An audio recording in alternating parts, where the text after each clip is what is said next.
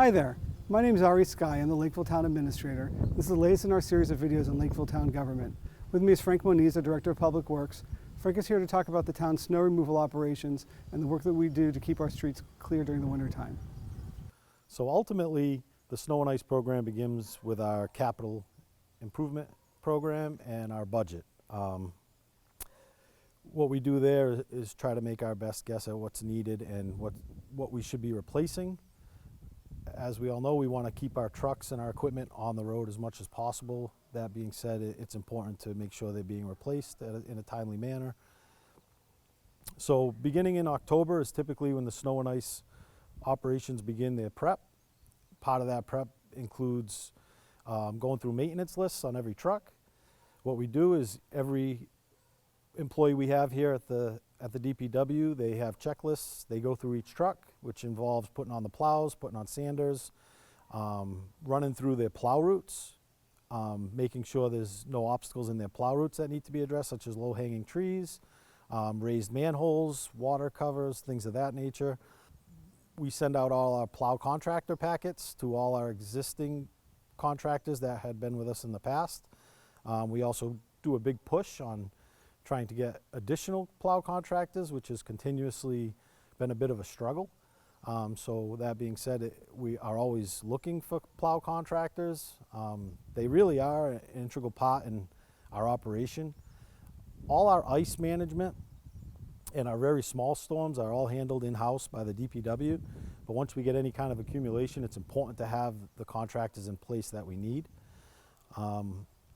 So that being said, I guess this is a good opportunity to reach out and let people know that we are always looking for plow contractors.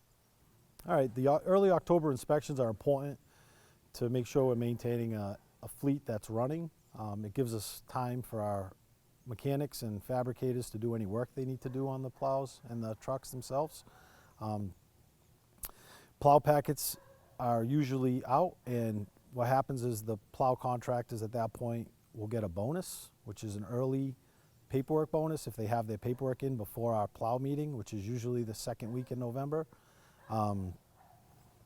Therefore, they get their bonus, which is for early paperwork. They also get a bonus for each truck that comes in and gets inspected for that meeting. What that does is gives us time before typically the first storm to make sure all our routes are full and that we're operating at roughly 2 miles of road per individual plowing. We have a total of 16 routes for plow routes in town, covering roughly 80 miles of road, which is important to stay on top of any storm, which then it helps us fight against the hard pack and icing issues and things of that nature. One of the things that takes up the most of our time is ice operations.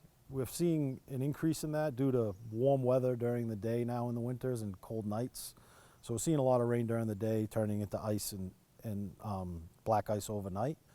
So that process is relatively simple compared to any typical storm. What we do is we have 7 trucks that go out that cover 7 routes. 6 of those routes are town roads, and one of those routes is our town buildings, parks, things of that nature. Typically we send them out. We have the trucks you see behind me are all our salt trucks. The loader you see behind me is for loading salt. That process is something that we very much honed in on as far as our operation goes. It's only ran by town employees. The DPW employees all have their own assigned trucks and their own assigned routes, and they know when the time comes that they're all out on their routes until the roads are all salted. So going into our plow operations, that's when it's all hands on deck. That means all DPW employees, myself, my deputy director, supervisors, which are typically plowing also, and then the contractors. So typically anything under 3 inches we handle in town. DPW employees can do it. They work off their salt routes and they plow their salt routes, which are very large routes. They're roughly 12 to 14 miles each route for their salt routes. Once we get over that 3-inch mark and things start to build up is when we need to call in contractors. That's when our employees will go into their actual plow routes, which are different from their salt routes, and all the contractors are put into their routes, which they are already pre-assigned during the process of the October-November prep months. From there, we're basically out there till the end, right? So it could be a 4 or 5 inch storm where they're out there 3 or 4 hours, we're done, we salt the town, we go home. Or it could be a blizzard with 20 to 24 inches where we could be out here for 24, 48 or more. Keep in mind, nothing's ever perfect. We're always striving to do a lot better. In the last few years, we've definitely have moving in the right direction as far as the snow and ice program goes, but obviously it's never going to be perfect. There's always going to be room for improvement. Luckily enough, I have a team behind me of very knowledgeable employees. So if nothing else, I can be very resourceful. I can use the guys that I have, and it's a team effort ultimately. I make the end decision, but at the end of the day, it's my employees that really step up, come up with their own ideas. I'm willing to listen to everyone from my lowest laborer to my deputy director. It doesn't really matter when it comes to that. Everybody has good ideas and everybody's part of the team here as far as snow and ice goes. I would say that's important because if you have everybody on board and you have the culture where they're standing behind what you're trying to move towards, then it makes things a lot more smooth. It makes guys kind of have a lot more pride in the work that they're doing. What's important to understand is it's not an easy process taking care of 80 miles of road with snow and ice. A few of the things that residents can do to help is snow stakes are a great help, especially considering we don't have the granite curbing and things like that a lot of cities and towns have. So therefore, those markers really help us not digging up people's lawn and things of that nature.